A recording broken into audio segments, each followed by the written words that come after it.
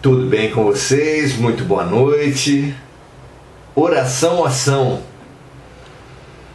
No primeiro dia da semana de oração, ação, cá estamos nós, renovando o nosso compromisso, renovando a nossa boa vontade, renovando a nossa vontade de nos transformar e de colaborar com a transformação dos outros, dos grupos, das famílias, das sociedades, do meio. Que essa boa vontade seja a nossa marca, o fortalecimento da boa vontade pela fé lúcida, pela coragem.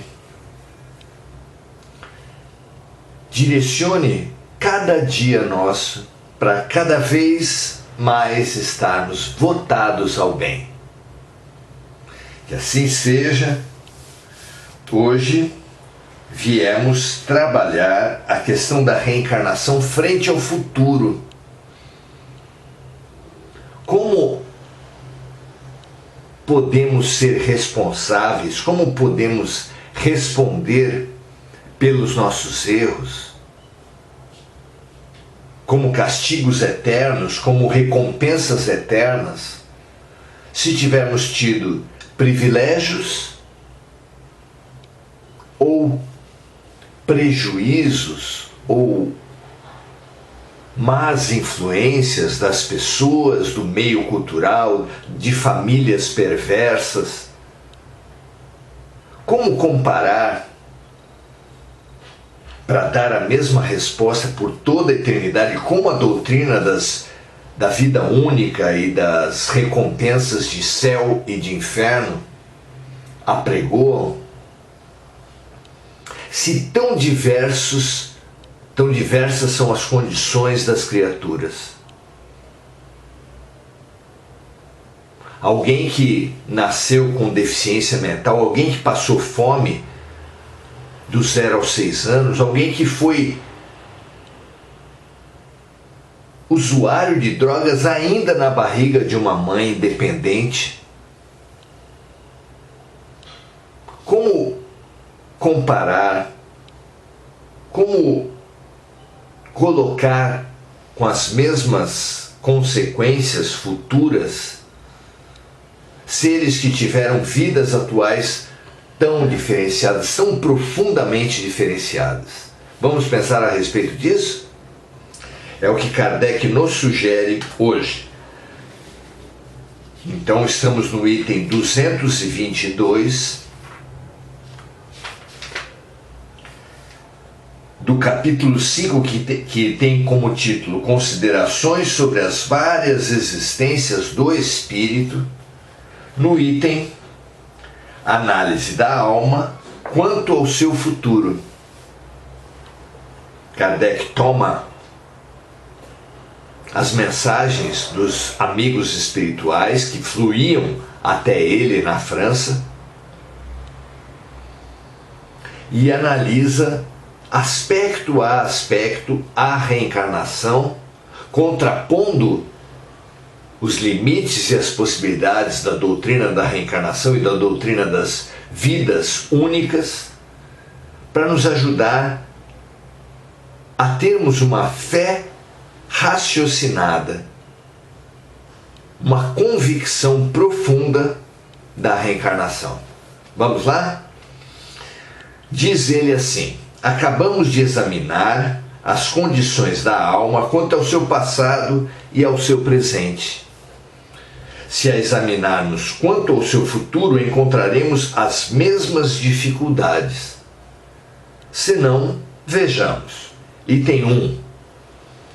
Se a existência atual é única, e se a que vai decidir, e se é a que vai decidir nossa sorte futura, qual será então a posição do selvagem e a do homem civilizado na vida futura? Estarão no mesmo nível ou estarão distanciados no que se refere à felicidade eterna a que todos têm direito? Está claro que o aborígene,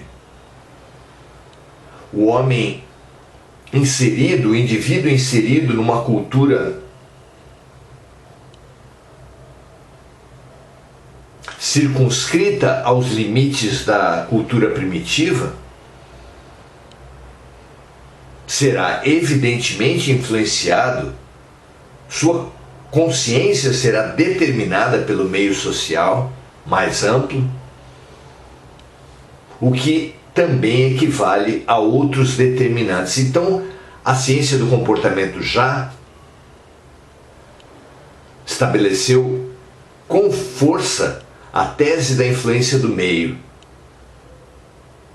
E como poderá uma criatura ser responsabilizada por toda a eternidade, por um erro, por um vício, por uma violência cometida sob forte influência do meio?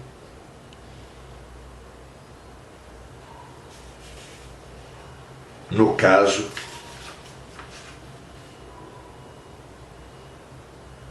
os polos civilizado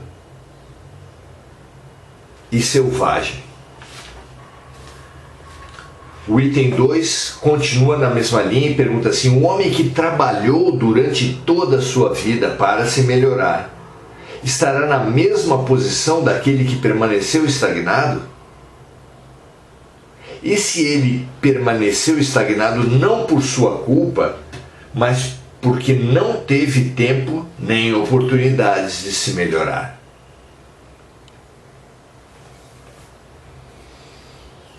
O item 3, a questão é: o homem que praticou o mal por não ter podido se instruir, será culpado por um estado de coisas que não dependeu dele?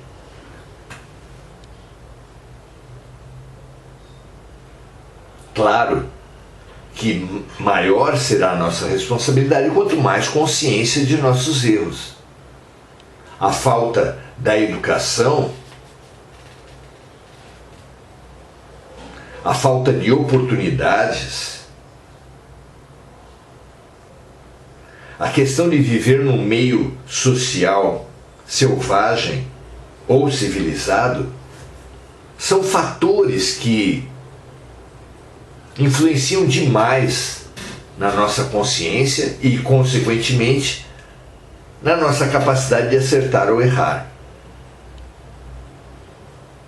Como supor que indivíduos que vivam os extremos dessa posição, dessas posições todas, possam responder igualmente perante Deus? Não há como, não é verdade? O item 4 vai nessa mesma linha. Trabalha-se continuamente para esclarecer, moralizar e civilizar os homens. Mas a cada homem que se esclarece existem milhões de outros que morrem todos os dias sem ter recebido um esclarecimento. Qual será o destino deles? Serão tratados como condenados? Se não forem, o que fizeram para merecer estar na mesma posição que os esclarecidos? Item 5. Qual será o destino das crianças que morreram em tenra idade e não puderam fazer o bem nem o mal? Se estiverem entre os eleitos, por que este favor, se não fizeram nada para merecê-lo?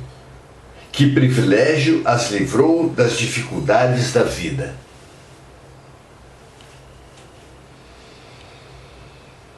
Muito interessantes essas questões, não é?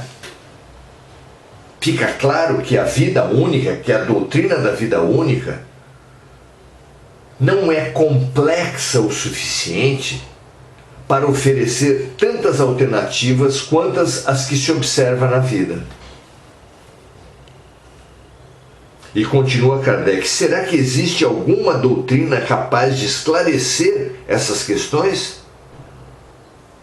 Se a tese das existências sucessivas for aceita, tudo estará explicado de acordo com a justiça de Deus. O que não puder ser feito em uma existência será feito em outra, e sendo assim, ninguém escapa à lei do progresso.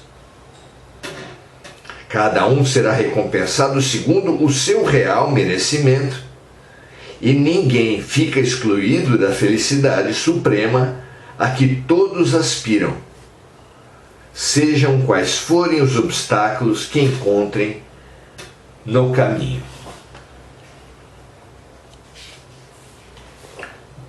Muito interessante essa argumentação.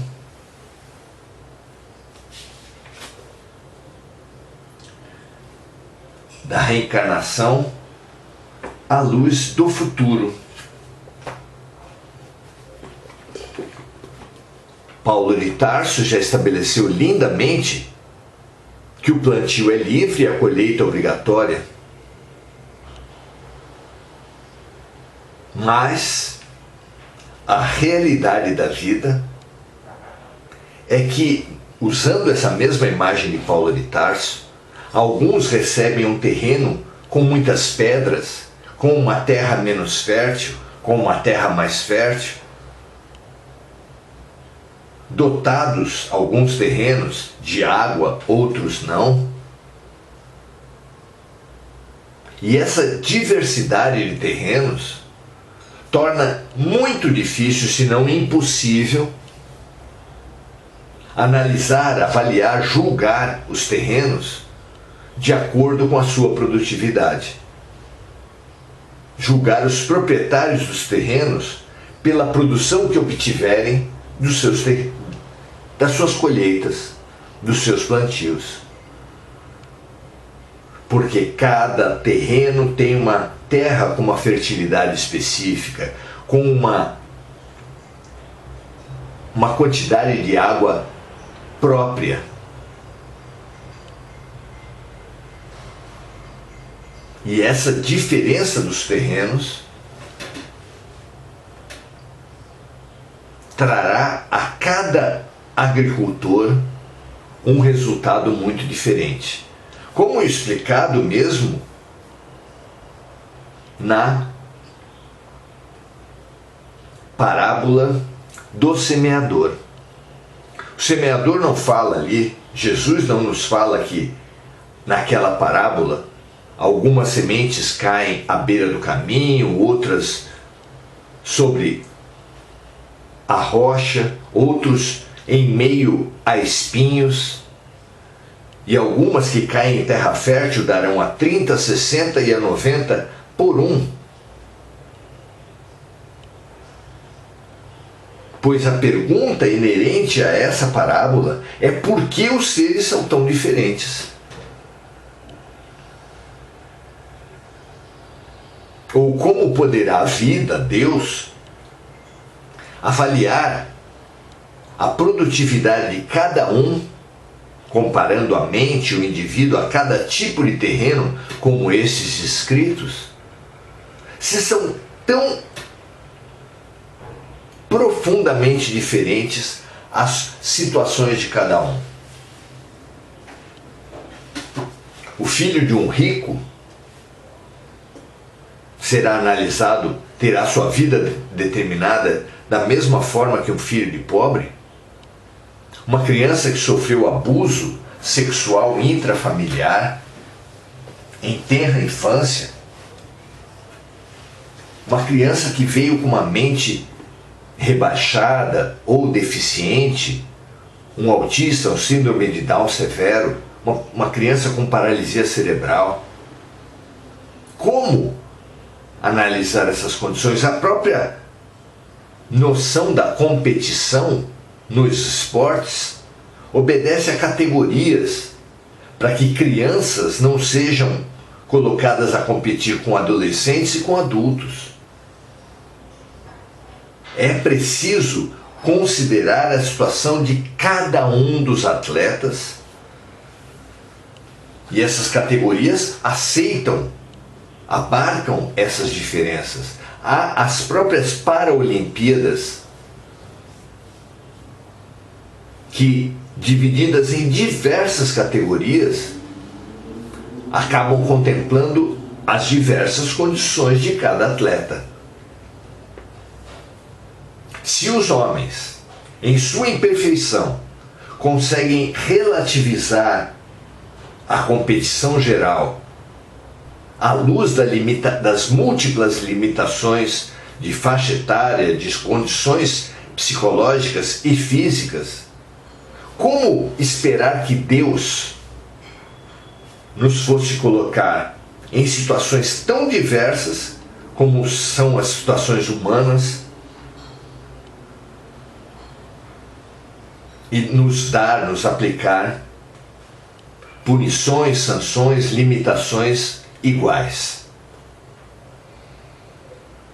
Realmente não é possível, à luz de uma vida apenas. À luz, porém, de vidas muito diferentes vividas nas vidas anteriores, a multiplicidade das situações dos seres se encaixam de acordo com a multiplicidade das vivências trazidas anteriormente. Fica-se assim muito lógica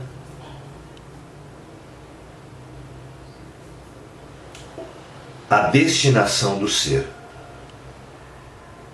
Porque cada ser, cada grupo de seres vai ser considerado a partir das suas limitações individuais, físicas, das suas limitações mentais, das suas limitações sociais, familiares, para ser considerado de acordo com as possibilidades recebidas. Mas se pedirá daquele que mais recebeu. É a lógica trazida por Jesus e nem pode ser diferente. Não é assim? Que nós entendamos a impossibilidade de uma vida justa, de um Deus justo, de uma provação e de uma expiação justas, sem admitir as vidas sucessivas. Não é apenas lógico, não é apenas necessário, não é apenas condição para um Deus perfeito e justo a reencarnação. Para além da teoria do encaixe que a doutrina da reencarnação dá para as inúmeras situações da vida, existe a revelação dos próprios espíritos, dos próprios homens que já não possuem mais corpo e que apresentam suas vidas em romances, em explicações que tornam absolutamente tudo que se vive justo, perfeito, encaixado. E essa certeza, essa concepção, nos fortalece em nossa fé, nos situa na necessidade urgente da ética a dirigir todos os nossos atos, todas as nossas palavras e até os nossos pensamentos e sentimentos. Que assim seja, que nos situemos na vida não apenas no passado, frente ao passado, mas também frente ao futuro. Que a multiplicidade de situações presentes seja explicada à luz do passado e que o nosso futuro seja claramente desenvolvido e instalado a partir dos nossos problemas presentes.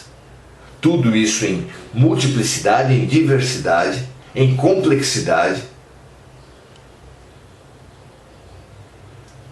de tal forma que nem os autores de livros, novelas, filmes conseguirão dar tanta exatidão para o que se vive em cada momento, frente ao que se viveu anteriormente e frente também ao que se precisará viver na posteridade.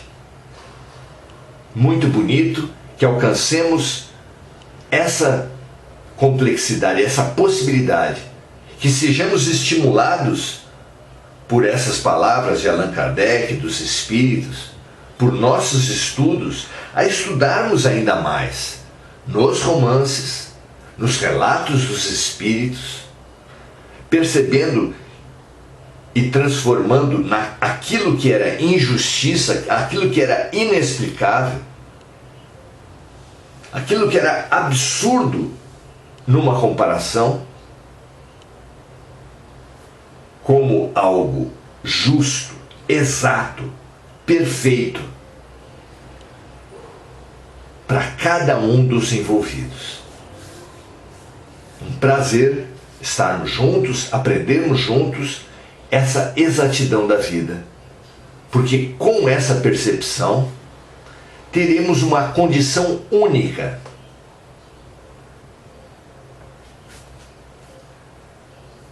de nos reconciliarmos com a perfeição da vida, com a bondade perfeita de Deus. Muito bom que esse estudo não acabe aqui. Jamais se pretenda ter posições finais a respeito do que quer que seja. Vamos dar sequência a esses estudos, sendo capazes, então, de compreendermos cada vez mais a lógica e a perfeição da vida, substituindo a revolta e a pena de nós mesmos e das outras pessoas, com a certeza de não existir uma vítima sequer ao longo das existências. Muito bom, fico muito gratificado por ter cada um de vocês nesses nossos estudos e saudamos então Hugo Souza,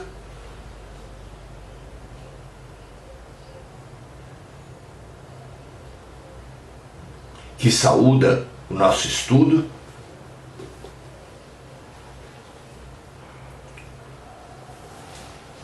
dizendo do seu exemplar de O Livro dos Espíritos, mas sabendo todos nós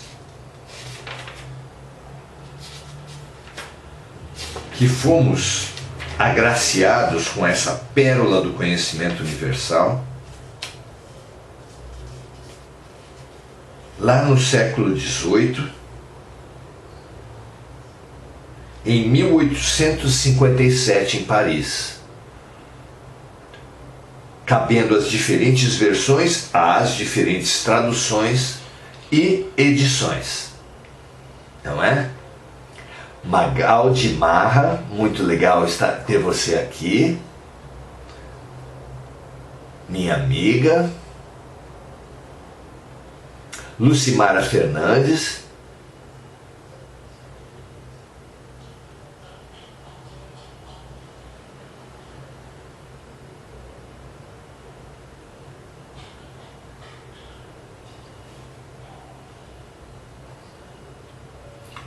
Simone Magalhães, Edgar Silva, muito bom estarmos aprendendo juntos mesmo. Andréa Santos, Regina Frutuoso, Andréa Salvatore, Domingos Natalo. Ótima noite a todos. Amanhã continuaremos nossos estudos. Será muito bom darmos sequência a essas reflexões. Tirando esse véu, essa sombra, esses óculos escuros da revolta, da pena de nós mesmos, para abrirmos nosso coração e nossa mente cada vez mais para perceber a justiça, a bondade perfeitas de Deus em nossas vidas e em todo o mundo.